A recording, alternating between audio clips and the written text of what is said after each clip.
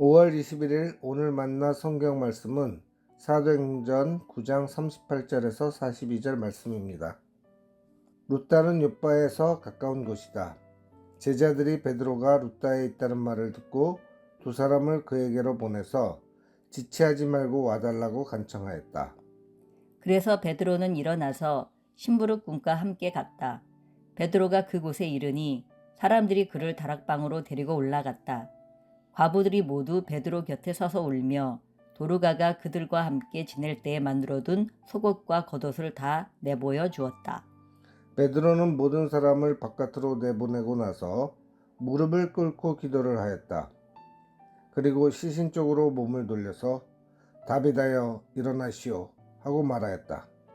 그 여자는 눈을 떠서 베드로를 보고 일어나서 앉았다. 베드로가 손을 내밀어서 그 여자를 일으켜 세웠다. 그리고 성도들과 과부들을 불러서 그 여자가 살아있음을 보여주었다. 그 일이 온 욥바에 알려지니 많은 사람이 주님을 믿게 되었다. 아멘. 오늘 만나로 만나주시는 하나님을 기대합니다. 연말이면 여러 시상식이 열립니다.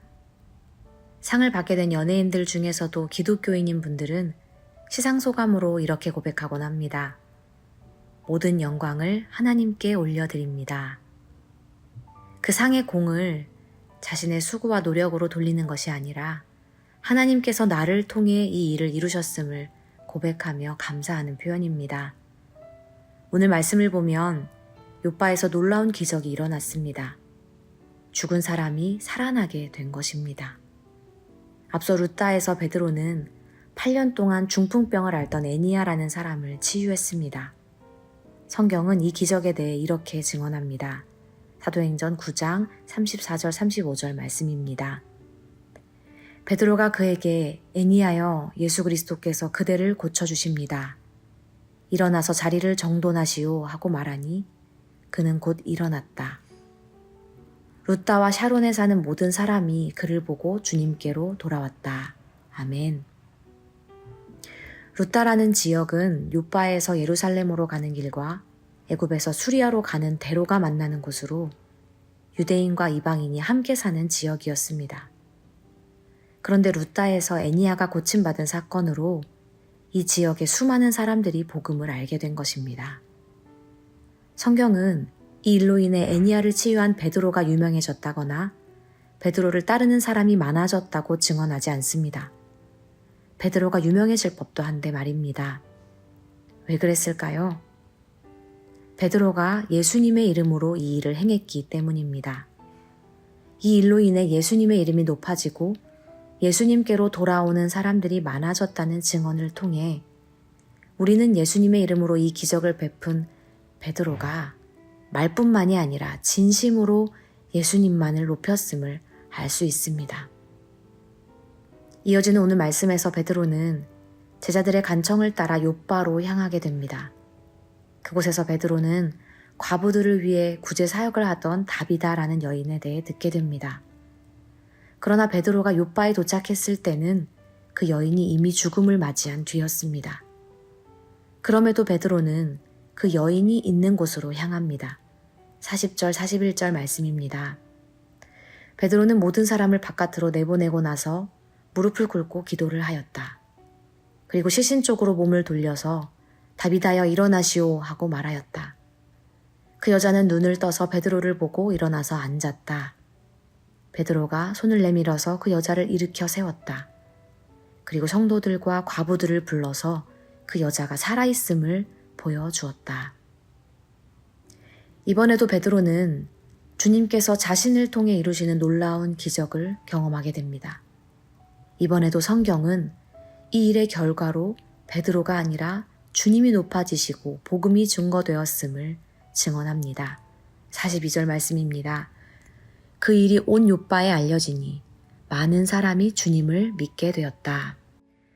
오늘 말씀에 기록된 기적은 베드로가 훌륭해서 베드로가 특별한 사람이라서 일어난 일이 아니라 예수 그리스도의 능력입니다. 우리가 믿는 복음은 아픈 자도 낫게 하는 능력일 뿐 아니라 죽은 자도 살리는 능력임을 믿습니다. 예수님 스스로가 십자가를 통해 그 능력을 행하셨을 뿐 아니라 12제자들을 세우실 때도 같은 능력을 주셨습니다. 마태복음 10장 5절에서 8절 말씀입니다. 예수께서 이들 12를 내보내실 때에 그들에게 이렇게 명하셨다. 이방 사람의 길로도 가지 말고 또 사마리아 사람의 고을에도 들어가지 말아라. 오히려 길 잃은 양떼인 이스라엘 백성에게로 가거라. 다니면서 하늘나라가 가까이 왔다고 선포하여라. 앓는 사람을 고쳐주며 죽은 사람을 살리며 나병 환자를 깨끗하게 하며 귀신을 쫓아내어라. 거저 받았으니 거저 주어라. 아멘. 그리고 이후에는 이 복음의 능력을 유대인뿐 아니라 이방인에게도 전하라는 사명을 주셨습니다. 이 능력은 철저히 예수 그리스도의 능력이기에 그분의 뜻을 따라 그분이 원하실 때에 이루어지는 능력입니다. 그렇기에 베드로는 자신이 아니라 예수 그리스도의 이름만이 높아져야 함을 누구보다도 잘 알고 있었을 것입니다.